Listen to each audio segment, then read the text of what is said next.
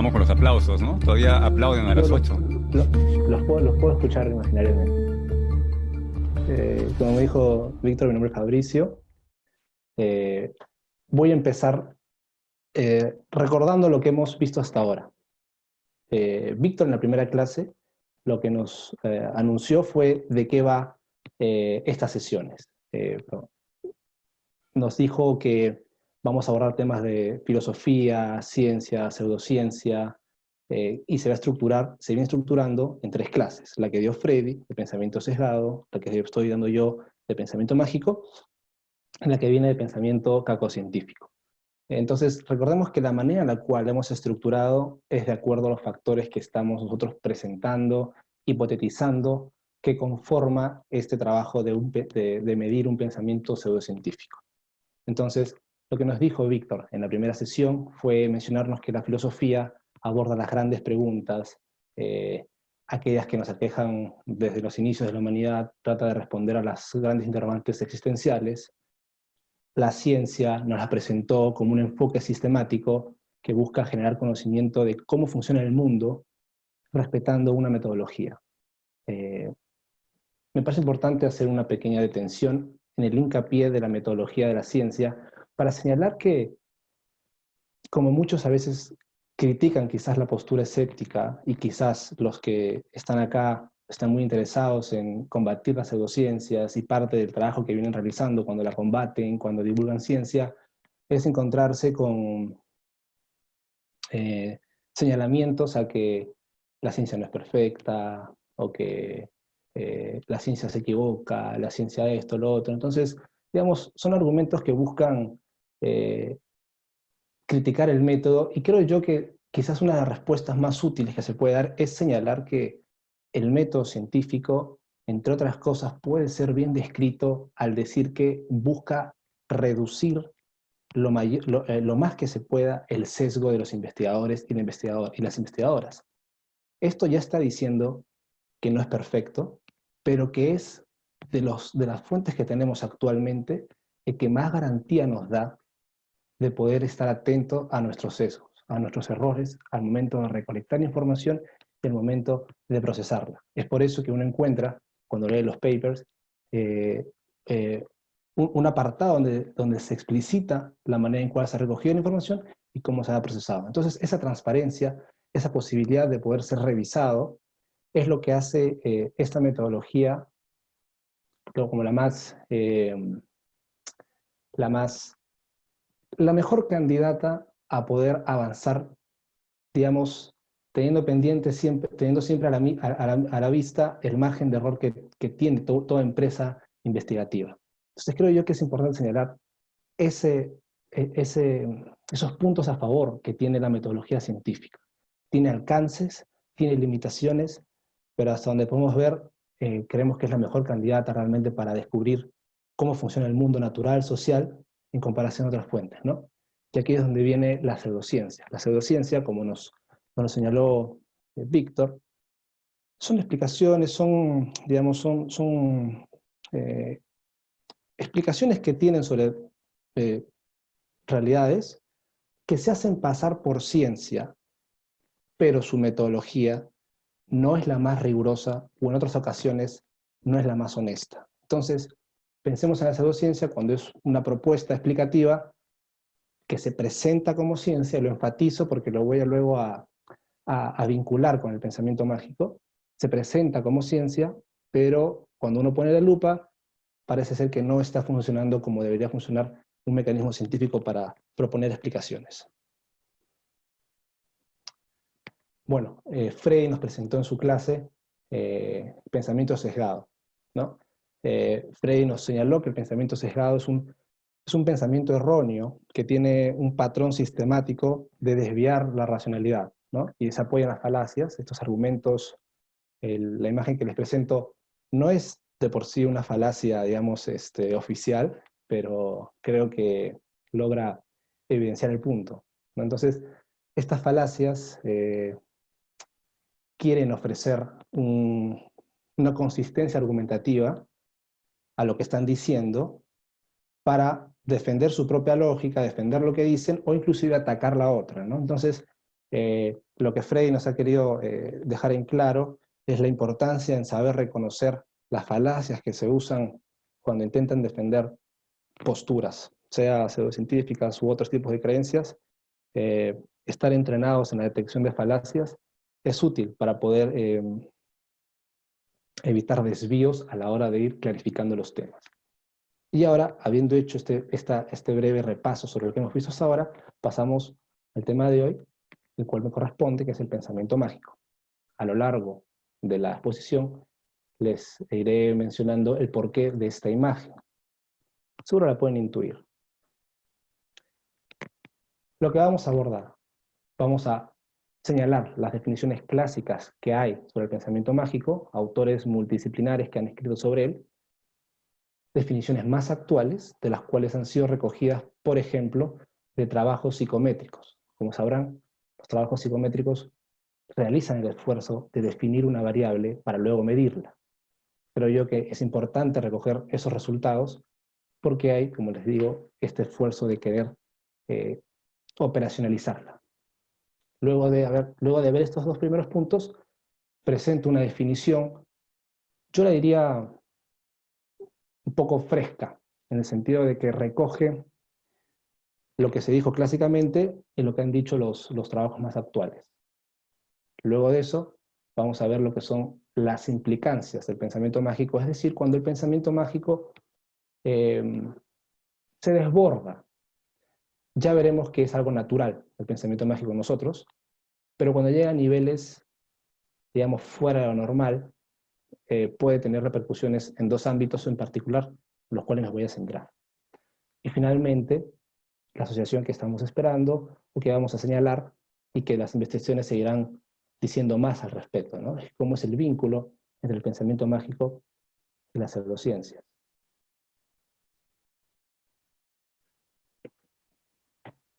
Ya. A ver, los autores clásicos que revisé en su momento, están ahí abajo citados, Fraser, Freud, Levi-Strauss, Malinowski. Hago un resumen de lo que uno encuentra cuando los lee y saca las principales ideas. Primero, la errónea asociación de ideas. Esto, si mal no recuerdo, es de Taylor. Taylor fue el que señaló en su trabajo que el ser humano, en su búsqueda de explicar, hace bien en querer asociar eventos, pero es el error que comete lo que lo lleva a ideas, digamos, ¿cómo lo llamó Taylor? Porque algunos lo llaman pensamiento salvaje, pensamiento concreto, ciencia del oculto, lo llamó Taylor, la ciencia del oculto. Es más, después Fraser, estando de acuerdo con la asociación errónea, Fraser diría una frase, este famoso antropólogo, que una buena asociación de ideas produce la ciencia. Una mala asociación de ideas producirá la magia, la superstición, lo mismo. Entonces, ese concepto es muy importante rescatarlo de los autores que lo han validado, que lo han encontrado en sus trabajos. El pensamiento es un pensamiento precientífico cuando recordamos las teorizaciones que hay con respecto a cómo ha evolucionado el pensamiento del ser humano. Es decir, este pensamiento científico de que hoy por hoy valoramos, promovemos, no siempre ha sido así, es algo obvio de decir, pero eso nos permite saber qué hubo antes de un pensamiento científico, pensamiento mágico, el pensamiento salvaje, que fue el término que usó, si mal no recuerdo, Levi-Strauss, el pensamiento de ciencia de lo concreto, ciencia de lo oculto, todas eran connotaciones para decir antes de que se hiciera más científico el pensamiento, por así decirlo. Entonces, este pensamiento mágico, de acuerdo a los trabajos clásicos, los mencionan como un estadio previo al científico. Señalan también que se hace más notorio, aparece cuando la condición de incertidumbre es alta y con ello la angustia por el control, ¿no? El darle sentido a los eventos, ese aspecto emancipador, fue específicamente señalado por Levi-Strauss, ¿no? Que aparte de buscar explicar, te permita, digamos, como él lo dijo, si mal no estoy recordándolo, luchar contra el sinsentido que uno encuentra a veces en el mundo, ¿no? Cuando uno se pone a ver cómo funciona y a veces no encuentra que tiene sentido para uno, Digamos que el pensamiento mágico te libera de eso. Piaget, por ejemplo, y también Freud, hicieron menciones a la similitud que uno encuentra, no solo en la etapa inicial de la humanidad, sino también en los primeros estadios evolutivos del ser humano. Las etapas infantiles, Piaget lo trabajó por ese lado, los neuróticos, y fue Piaget también el que señaló que en los adultos, inclusive durante estados de mayor ansiedad o picos emocionales, allí uno podría ver como unos así vestigios de querer controlar usando un pensamiento mágico, que ya podemos llevar ejemplos luego, ¿no? Pero ahí se señalan dónde uno podría detectarlo, no solo al inicio de la etapa de la humanidad, también en las etapas iniciales del desarrollo humano, en los infantes, en las personas neuróticas, es decir, las personas con bastante alteración emocional. Ahora paso a señalar los trabajos más actuales, cómo vinculan con eso, y van a ver cómo le va dando validez a lo que han señalado los clásicos. Entonces, las actuales, como les dije, emergen de los trabajos más que nada relacionados a la psicometría, ¿no? El APA, que es la Asociación Americana de Psicología, define el pensamiento mágico como la creencia la creencia en poder influenciar en la conducta de los demás con eventos a distancia a través del pensamiento, deseos o rituales. Los trabajos que ven citados abajo son los que permiten hacer estas menciones. Nuevamente, rectificando la predominancia de los afectos, un procesamiento de la información más irreflexivo que reflexivo. Por ejemplo, esta es la creencia que viola los principios básicos de la ciencia vigente, que va en contra de las causalidades conocidas, que acude a agentes y mecanismos sobrenaturales, son descripciones que han hecho, son Ekblad y Chapman, Moral, que son autores de escalas. Entonces, como les mencioné, la importancia de recoger los trabajos psicométricos por el esfuerzo de medir una variable, un constructo psicológico. Tobasic también es un autor cuya escala también es muy citada, muy usada en los trabajos de pensamiento mágico. Entonces, ¿qué resulta de revisar los trabajos clásicos y actuales? Nos permite tener una definición un poco más actual, más fresca, más oxigenada, que busque, a ver, más o menos entonces, ¿qué estamos diciendo?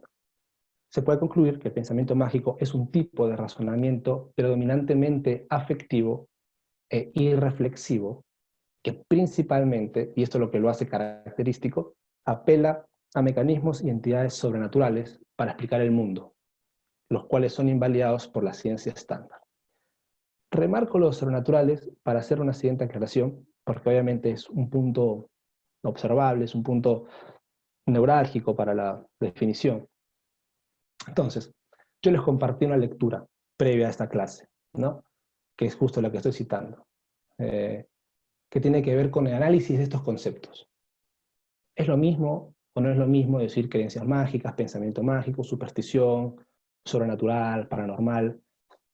Y la conclusión a la que llegan las investigadoras, quienes lo han podido leer, igual acá se los resumo, es que son términos intercambiables. Es como, el ejemplo que ellas usan, es como referirnos al alma, a la mente, al espíritu, a la conciencia. Y uno dice, ¿no? Son connotaciones distintas, pero de acuerdo a las autoras están señalando lo mismo, ¿no? Y el trabajo de estas autoras lo que buscó, lo que sigue buscando, quienes recordemos este aporte, tratar de dar un mismo lenguaje, ¿no? En el campo, al menos de la medición de estas creencias, lo que nos ofrece este trabajo es unificar estos términos, siempre y cuando sean entendibles como errores categoriales de un conocimiento básico que tenemos sobre lo físico, lo biológico, lo psicológico y los procesos que entre ellos se dan. El ejemplo que coloco, que es de ellas, es, por ejemplo, considerar que una estatua de piedra puede llorar. En este caso, estamos movilizando una característica biológica, pasándola a una física, y aquí viene, hasta donde sabemos, hasta el conocimiento científico actual, no parece ser que esto es posible. ¿no? Entonces, es cuando se dan estas confusiones ontológicas, son nombres que también van a encontrar, y que es un concepto desarrollado también por Lindemann y otros colaboradores. Lo desarrolla también en el 2011, en el 2015, 2016, es decir, si ustedes buscan trabajos de Lindemann, incluso con la misma autora, también Svedholm, también trabaja en el concepto de confusiones ontológicas, que más adelante lo voy a retomar. Pero entonces vemos que a esto nos referimos cuando decimos sobrenatural, porque la definición de pensamiento mágico es un razonamiento, es una explicación predominantemente afectiva e irreflexiva, pero que apela a entidades, mecanismos sobrenaturales. Y ahora ya sabemos a qué nos referimos con sobrenatural. Bueno, implicancias del pensamiento mágico. Son dos ámbitos los que he escogido, que es el clínico, el de la salud, y el de la educación, que lo vemos ahora.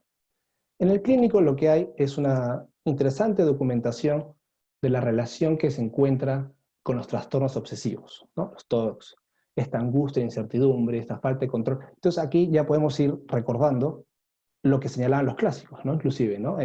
Taylor, Malinowski, Fraser, digamos, la emergencia de este pensamiento científico, la predominancia, la necesidad de esta asociación errónea, de esta necesidad de una explicación, de esta necesidad de luchar contra el sinsentido, cuando hay mayor incertidumbre y disminuye nuestro control sobre nuestro entorno.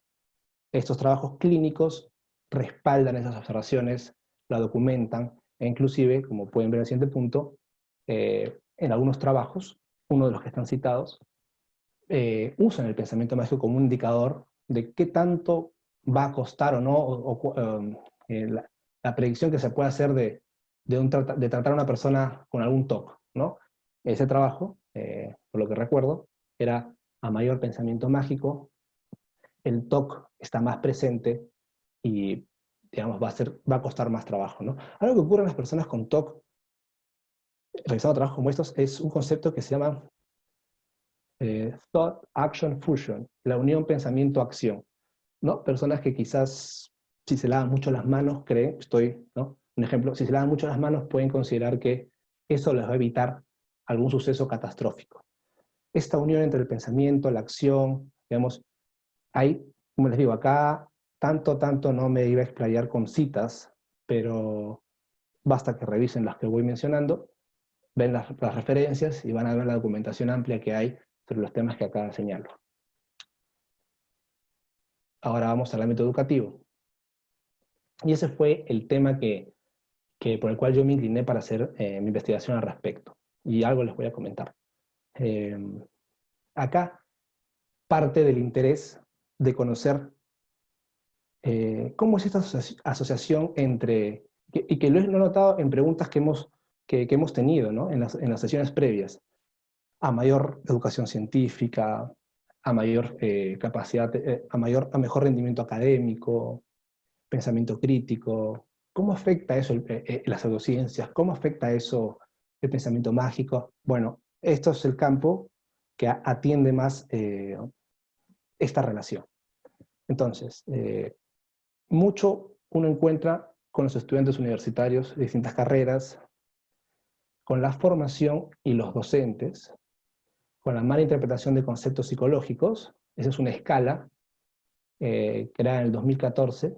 Uno de los participantes, uno de los autores es Scott Lilienfeld, norteamericano, el cual se lo señalé, creo que la sesión pasada o la primera. Scott Lilienfeld es un psicólogo clínico, escéptico, y también que lucha contra la pseudociencia por sus efectos en el ámbito clínico. Y él es una de las personas que señala la necesidad de que las entidades como la APA, como los colegios de psicólogos de cada país, se pronuncien sobre la importancia de reglamentar los trabajos que no gocen de evidencia, sobre todo cuando se trata de mejorar la salud de los pacientes, ¿no? Porque hay este concepto del costo de oportunidad. Yo voy aquí, pero dejo de hacer lo otro. Dejo de atenderme acá por apostar por otras terapias quizás que no gozan de la misma evidencia. Bueno, y también con el pensamiento crítico. Subrayo la representación de los docentes porque fue el trabajo que realicé.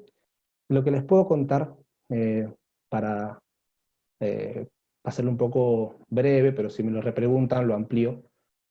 Yo notaba la predominancia de los estudios en estudiantes de psicología, que fue, digamos, el campo que me interesó, pero estudiantes de universitarios con creencias paranormales y constructos afines, y me parece muy útil esos trabajos psicométricos, cuantitativos, nada que decir. Mi interés fue por querer complementar, mi interés fue por querer...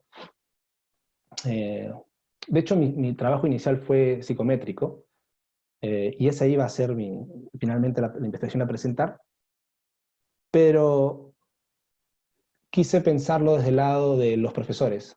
Eh, es decir, me centraba en la problemática del pensamiento mágico en estudiantes de ciencia, específicamente en los de psicología.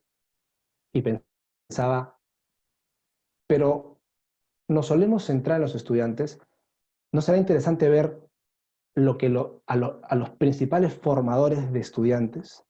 Es decir, ¿no? Si ellos son los que principalmente imparten las clases, los que comparten sus conceptos de lo que es la ciencia, la psicología, sus alcances, entonces sería bueno saber qué piensan ellos de esta duda que tenemos nosotros, ¿no? En este caso era, ¿cómo afecta el pensamiento mágico en el desarrollo académico del estudiante de psicología y en su posterior desempeño como profesional? Yo no quería responder esa pregunta, dije, se las voy a trasladar a los profesores. Entonces, de esa manera, obviamente, el trabajo al final yo pongo en mi criterio para responder, pero yo quería poner a los protagonistas a los profesores, a los psicólogos, psicólogas, psicoterapeutas, y que respondan esto, ¿no? Entonces, las preguntas, las categorías fueron tres grandes categorías, en las cuales hubieron tres grandes temas y sus categorías, subcategorías.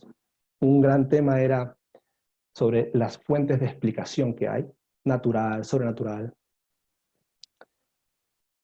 si hay jerarquía o no entre las fuentes de explicación.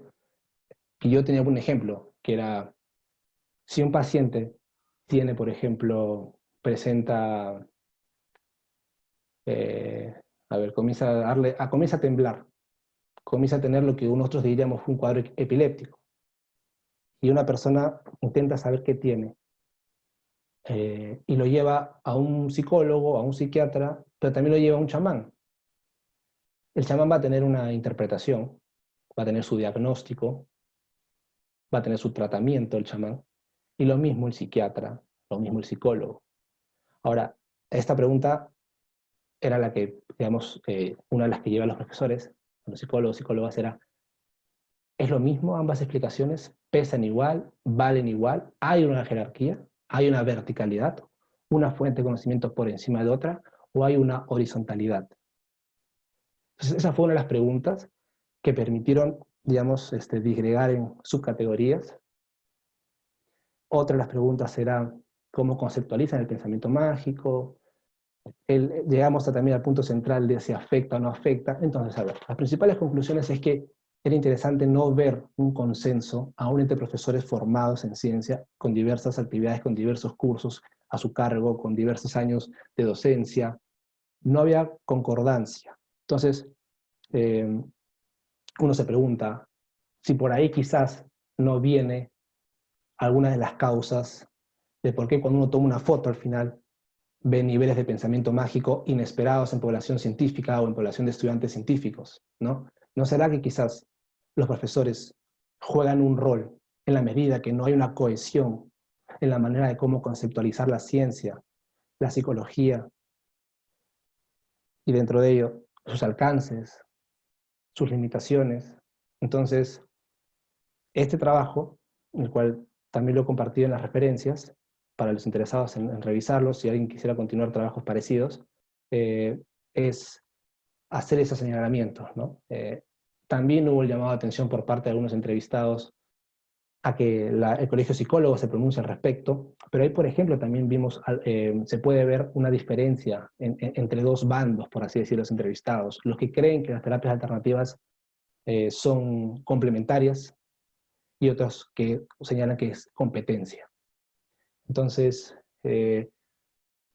allí hay material para discutir, y en mis sugerencias está que se discuta en los departamentos, en las facultades de psicología, por algo esto estoy centrando yo en ciencia, psicología, y que nos pongamos de acuerdo, ¿no? Porque también hay documentación de que las representaciones, creo que también es un sentido común, ¿no? Impacta. Como el profesor crea que es de qué va su materia, de qué va su curso, así también va a presentárselo y a profundizar en sus estudiantes. Bueno, pensamiento mágico y pseudociencia.